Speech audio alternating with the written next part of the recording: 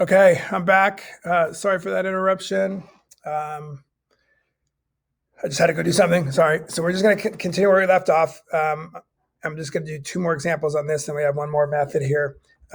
So the point here was just a reminder that I could use this idea of differentials, but it's really the same as tangent line. So we're using a tangent line to approximate a value. Okay. So give me one little second here. I'm going to clear this off. And then I'm going to do this example problem right here, which is estimating square root of 51 using differentials. So what we want to do is we want to write this as a function, which would be the square root of something.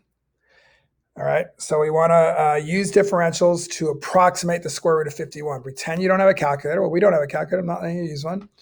So what we're going to do is this. We're going to use, remember differentials, we'll just say 1/2 x to the negative 1/2 dx.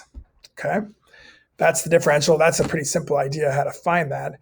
I could find a tangent line here also. We know what we need is, so remember that dy is the change in y. So what we want to do is find two x's and then find the corresponding change in y. So if I pick x to be 49, the reason I pick 49 is because it's really close to 51. So remember, I got to pick something that's close to 51. But I also picked it because I can find the square root of it without a calculator, okay? So I wouldn't pick 50. I could pick 64, by the way. I could pick 9. I could pick 4. I could pick anything. But the closer you are, the better the approximation is. So notice when we put in 49, we get out 7. So the question is, what are we going to get out when I plug in 51? So the differentials can tell us that change in y. So once I find that change in y, all I got to do is add it to my original y. So I come back here, my change in y is 1/2. My x was 49 that I chose. And my dx is the difference from 49 to 51, so that's 2. So my dy, the 2's are going to cancel, just becomes 1/7. So I take this 1/7 and add it back to the 7. So my approximation for the square root of 51 is 7 1/7. Pretty quick, pretty simple.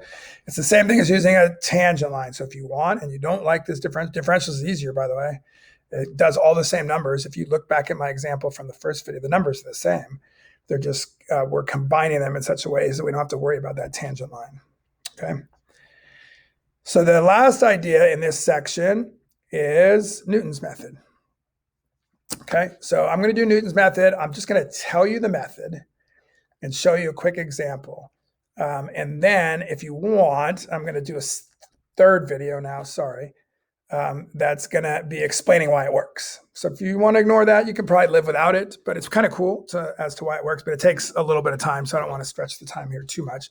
So basically what Newton's method does is if we have some function, it helps us approximate that 0 or the root of an equation. So remember, the root of the equation is the same thing as finding a 0.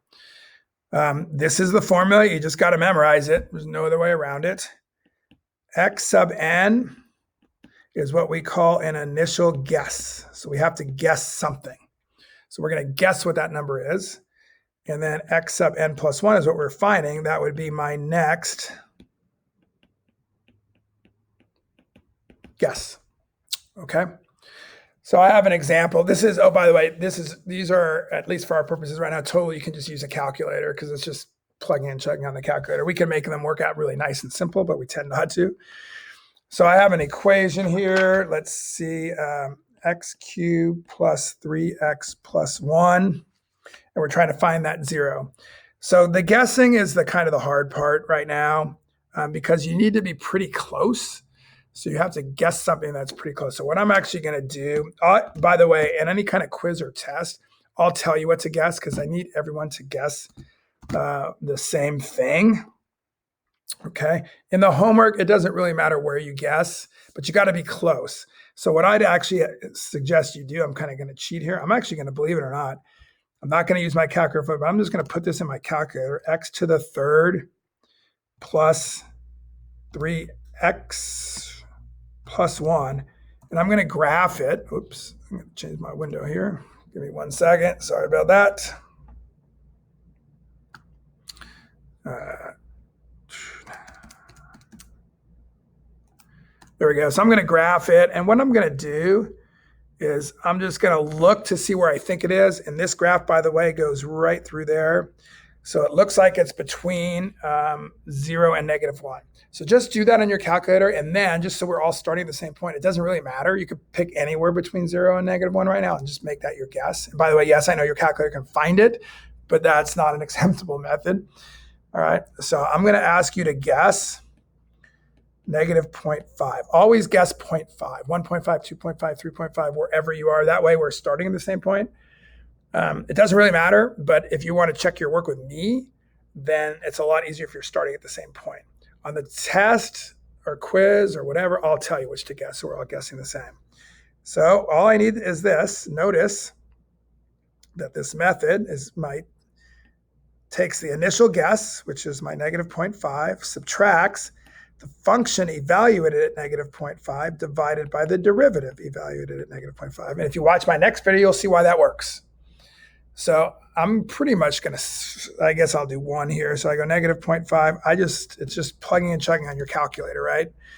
So my function is x cubed plus 3x plus 1, which means my derivative is 3x squared plus 3. So we're just going to plug in. So f of -0.5 would be -0.5 cubed plus 3 times -0.5 plus 1.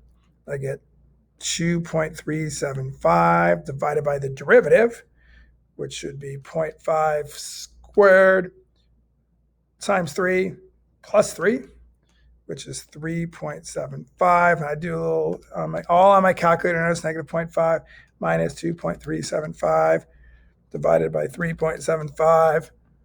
Oh my gosh, I get -1.133. I have a feeling I might have made a mistake in there. The math, usually it doesn't jump that far away. It might be fine, to be honest. I don't know. But now you have a next guess. And from that next guess, you just do it again. So then you would go -1.133 minus the function evaluated at -1.33 and divided by the derivative. And you just keep going until that number doesn't change, like nearest 10th or nearest 10th, whatever they ask you for. So my first guess was -0.5. My second guess was -1.133. We just keep going. Again, I might have made a mistake in there. It's a little unusual. Sorry, I should have prepared that one, but I didn't. Little unusual for it to jump that far, but it might. And then you just keep, if they say find it to the nearest 100th, you just do this until those first 3 decimal points don't change. The next video will show you why this works if you are interested. If not, it's just a process that we will go over in class the next day, tomorrow, whenever it is. See ya.